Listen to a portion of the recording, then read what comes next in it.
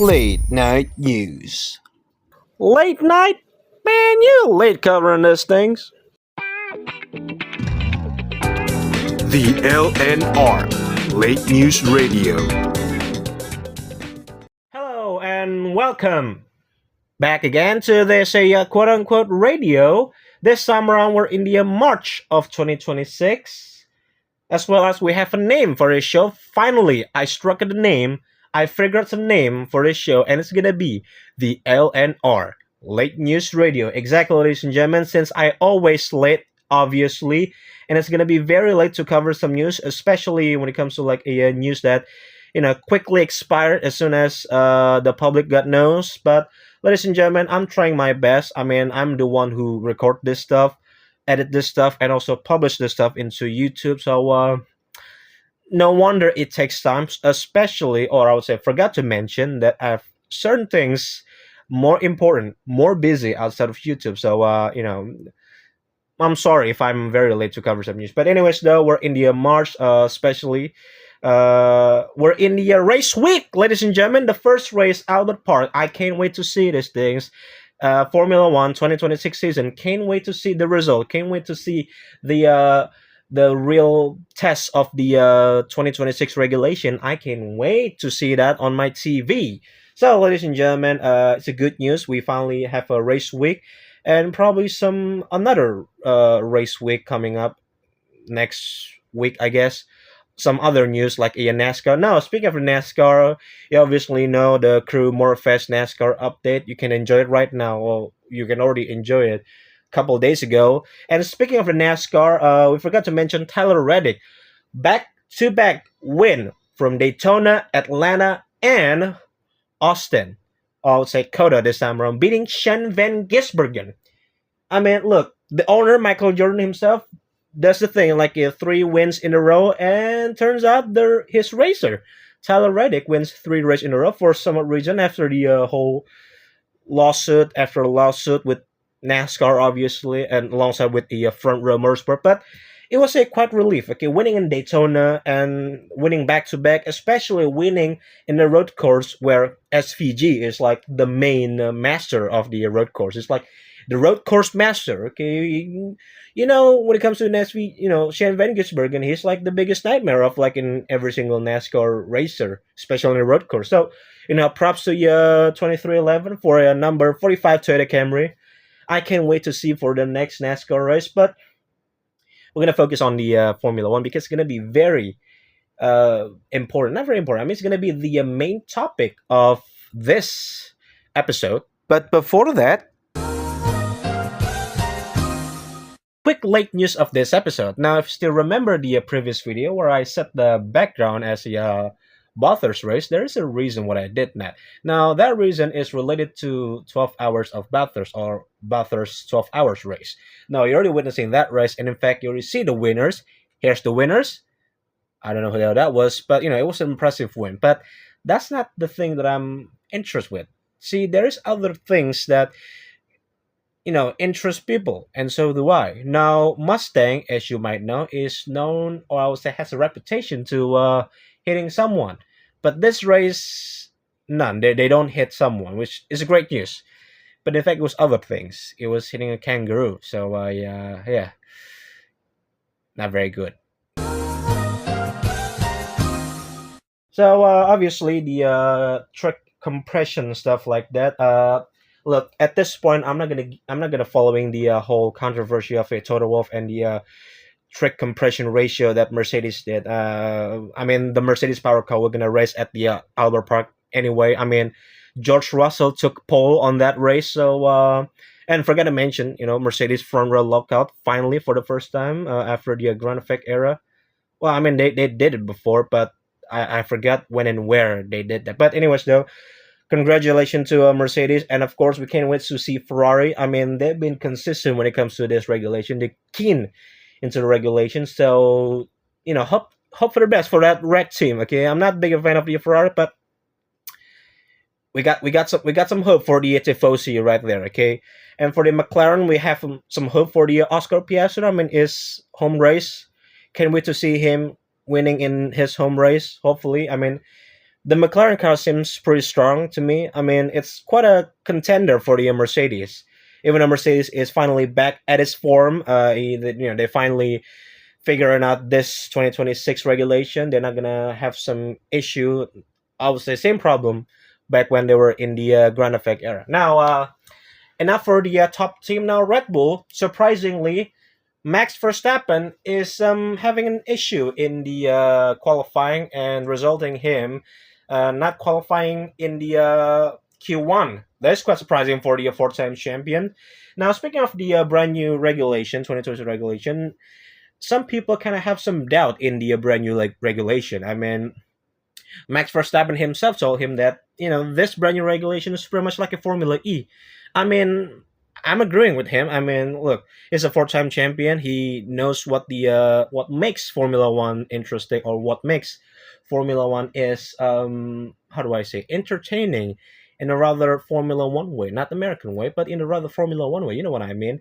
So when it comes to like a the 50-50 power on the new regulation, where the 50% of the internal combustion engine, like a V6 engine, and the other 50% is from the battery itself. I mean, sure, it is great. I mean, the car is more faster, more powerful, I guess, thanks to the 50% of the battery power. But the thing is, when it comes to a battery power, it kind of drain out much. I mean, it's electric. It's electric, but at the end of the day, it doesn't have much more mileage than the internal combustion engine. So no wonder Max Verstappen say that it is pretty much a Formula E. I mean, I couldn't deny that it is true. I mean, Formula E, when it comes to like an actual racetrack, and when they were racing in the actual racetrack, like Portland, Miami, Homestead, or some other purposely built track, not a street track. I mean, they tend to running a street track. You can see the same problem. You can see the same issue as Formula E. I mean, they were, they kind of lifting and coasting, saving battery and something. So make sure that their battery didn't run out, so they can finish the race. Yeah, I mean, it's pretty much very Formula E. Like, this what kind of Formula One gonna did in the 2026 one. But let's just hope for the best for the 2026. People gonna say it's already a failure. It's already it's already a broken regulation. It's pretty much like 2014. Now I'm pretty sure that it's not gonna be like a typical 2014 regulation. So look, it is still a first phase, so we're just waiting and see what's the real result. And the result's going to be on the Melbourne, the first race of 2026. Now, speaking of the F1 team, look, there's so much kind of expectation in the Albert Park, especially with that Mercedes front row lockout, and of course the Oscar Piastri gonna winning the Australian GP. I hope that guy will win the first race. Okay, I know the Mercedes took the pole, but I hope that guy took the win. That's my hope. That's my expectation. I think everyone's expectation. I mean, the gonna be the first ever driver to win in the Albert Park. The first Australian driver to win in the Albert Park is big of achievement. Now, obviously, when it comes to Formula One, we're not gonna close to talk about an Aston Martin. Yes, we're gonna talk about Aston Martin again, because turns out, even though it is a bad situation, I was like, it's a not very ideal situation for an Aston Martin and also Honda. It have some of a hope, has some of a spark, like a sparks of hope, not cope but hope. So obviously the problem of the Aston Martin itself and the Honda itself, but there is so much factors why that team went so poorly, especially in the in the beginning. So I don't know what happened in the middle of the season, especially at the end of the season. Could be changing, could be a competitive midfielder, who knows.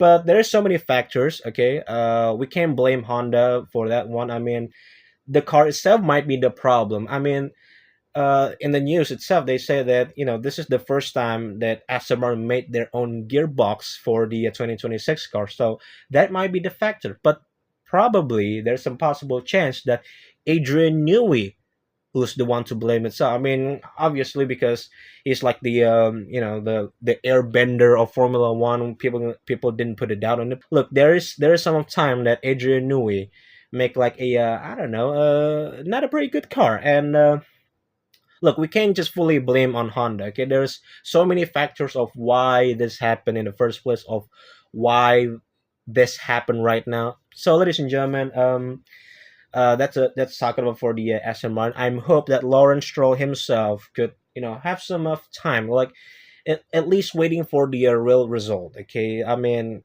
obviously things doesn't go pretty good instantly. It needs time. Okay, it needs progress, and just wait and see. Okay, I mean, look, he's he's tired waiting for that team to be like competitive, at least competitive in the midfielder. But look, turns out there is more time. So yeah, so that's for the Formula One. Honestly, I have no more information when it comes to Formula One. I mean, Audi seems pretty okay to me. Now, Cadillac Formula One team finally they debuting their 11th team of the grid.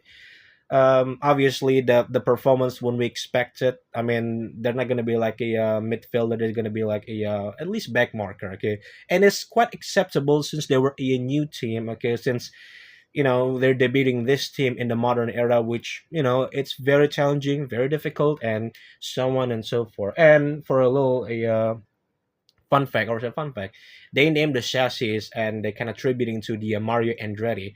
So they named the chassis Mario Andretti Cadillac 26, known as Mac 26. So it's a bit of a funny. Okay, I hope they got sponsored by McDonald. I mean, it was a potential. I mean, like Big Mac and a Cadillac. Who knows? Now, speaking of the Mario Andretti, the Andretti IndyCar team now has a new faces. Will Power that we used to know racing at Penske now moving to Andretti.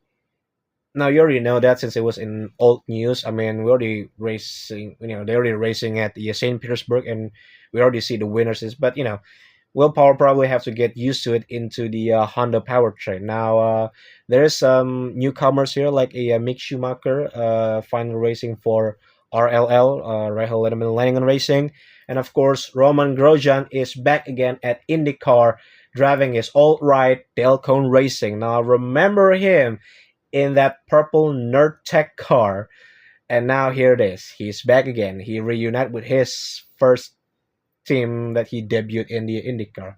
I'm glad he's back.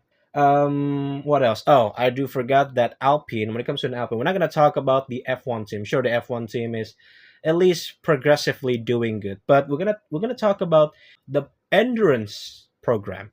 So they're not gonna compete their endurance team next season. So the 2026 will be the last year for Alpine endurance team. Period. Now I don't know what happens into the WEC. I mean, a lot of manufacturer come and go, I guess. So, ladies and gentlemen, that's for the news of the Alpine. I don't know. Well, there's some certain endurance team that already unveiled their livery. Ferrari already did. I mean, they're still sticking with the red and yellow accent on their hypercar. Cadillac still in the gold. I mean, they got the Hertz Team Jota gold, typical things. And to be honest with you, I'm not really into much on endurance right now, at least. And yeah, I think that's it. So, ladies and gentlemen, there's not much news, at least for now, or maybe I missed a lot of news. But I think that's it for today's episode. For the first episode, yes, it's gonna be the first episode. And yeah, if I forgot, I'm gonna say in the next episode. So, ladies and gentlemen, thank you so much for listening to this first episode.